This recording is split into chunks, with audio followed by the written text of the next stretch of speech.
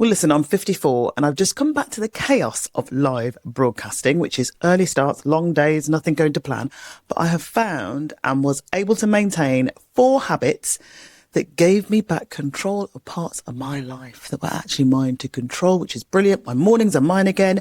My sleep is better. My days, actually, they kind of hold their shape when my schedule doesn't, when it's all over the place, very, very wobbly. And my financial anxiety is gone. So if you're also a woman over 50, who has had it with quick fixes, this video is for you. And stay to the end, because habit number 4 is the one actually that most people are scared to talk about. And that for me changed everything. Welcome back. If you're new here, hello, I'm Marv, and on Midlife with Marv, this is where we talk about the awakening nobody warns us about. So if this is your energy, then you are in the right place. Hit subscribe. Now, the first habit starts the second you open your eyes. And I am a journalist, so nearly 2 decades of live TV news. And for years and years and years, the first thing I did every morning was pick up my phone and go straight to the news, read all the headlines about the economy tanking, about wars in different parts of the world, about tragic circumstances, people dying, before I'd even thought about what am I going to do with my day.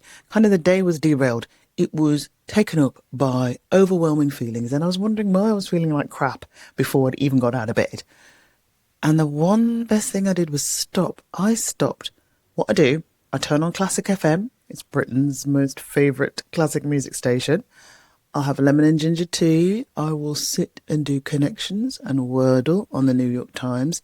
If I need a bit of a more go morning, then I listen to the Pet Shop Boys, right? I take control of my day. And I'm not saying you need to totally ban the news. I'm a journalist, for Philip's sake. Of course, I'm not going to say that. But I shifted all of my consumption to pockets of the day, later in the day, deliberate chunks from sources I actually trust, right? So no more deflated start to the day. And I think, try it. Get your hot drink, whether it's coffee, whatever, hot water, lemon water. Take 20 minutes to yourself. Start the day without your phone and see how it feels. Now, as a certified beer sommelier, the next habit actually really affects me personally, right? Because obviously I'm used to eating and drinking lots, but I learned very quickly to stop eating big meals and drinking a lot of booze after 9 o'clock. Doesn't happen all the time. Obviously, I've got a busy job where I've got late nights, early mornings, and sometimes I'm hosting events. So it's not easy when you're partying, of course. And I used to do a lot of it when I was younger. And I'm not sure how actually young people do it now. Like, yeah, dinner, yeah, book the table for 9, 10 o'clock. I see people walking in the restaurant. I'm like, huh? Why are you eating so late? But I couldn't digest my food. Acid reflux became my friend. I had to go see the doctor. They prescribed me medication because I was having broken sleep. I was waking up sluggish and bloated. And literally, when you start to eat earlier, your body is able then to do like the overnight repair work and digest. And it helps you sleep better. And it lowers your cortisol. And the next morning, you feel great. Fewer cravings through the day. And then, fewer cravings means you make some better choices. So why not try it? Like, choose your favorite current meal, push it back 30 minutes, see what happens with your sleep, see what happens with the energy the next day. If you notice that feeling is better than you used to feel, then just try and keep taking it into another day and another day. Don't go, I'm going to do this for the whole month, because that means then it's all going to collapse.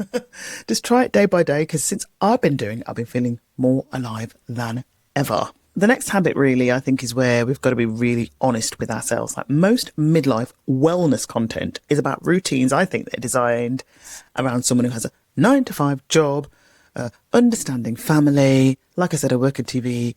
It's chaotic a lot of days.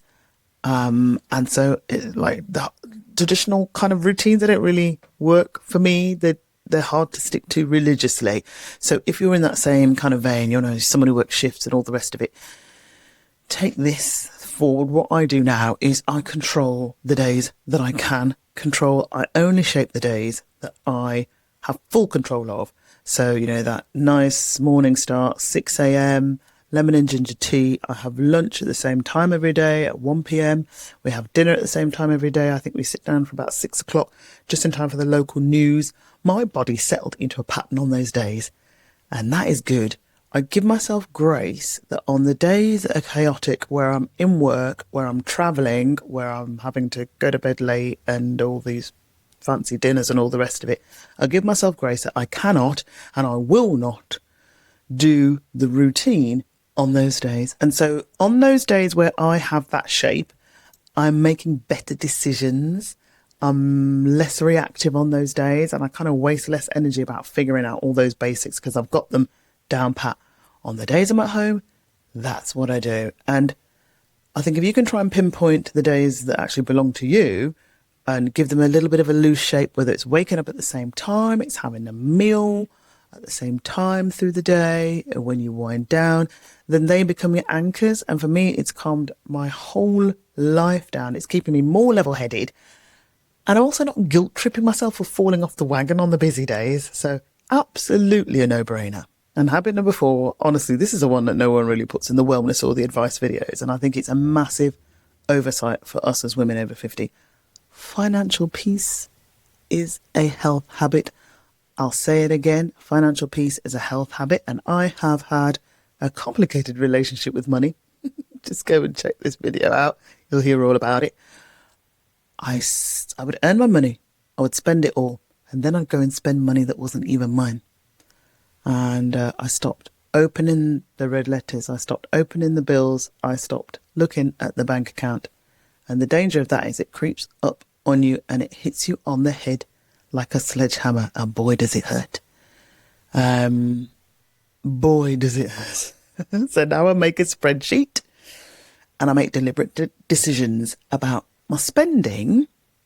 And I budget and I make deliberate decisions about how I'm saving as well, being more responsible. And it's hard. It really is hard. But that taking responsibility and taking control, that feeling is indescribable. Because the truth is, obviously, financial anxiety, it lives in your body. It would keep me awake at night. Whether you've got a lot of debts, whether you're trying to figure out how to save, or you've had to spend your savings, or you're trying to figure out how to cut back, it disrupts your sleep. It affects your relationships. It impacts everything. And you might recognize that you are masking, eating more, drinking more alcohol. That's my problem, to try and forget the things that are going on in the rest of my life. Try the spreadsheet thing. Open the bank statements.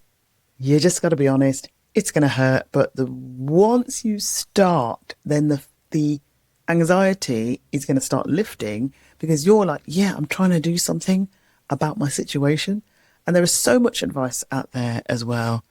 So just lean on it. You can get out of debt. Promise you, it's possible. I've done it and I was hella in debt. So which one are you going to start with? Let me know. Tell me in the comments. And if this video landed for you, please share it with a woman in her 50s who needs to hear it. YouTube also wants you to check out some of my other videos. So I'll see you over there. Thanks a lot for watching.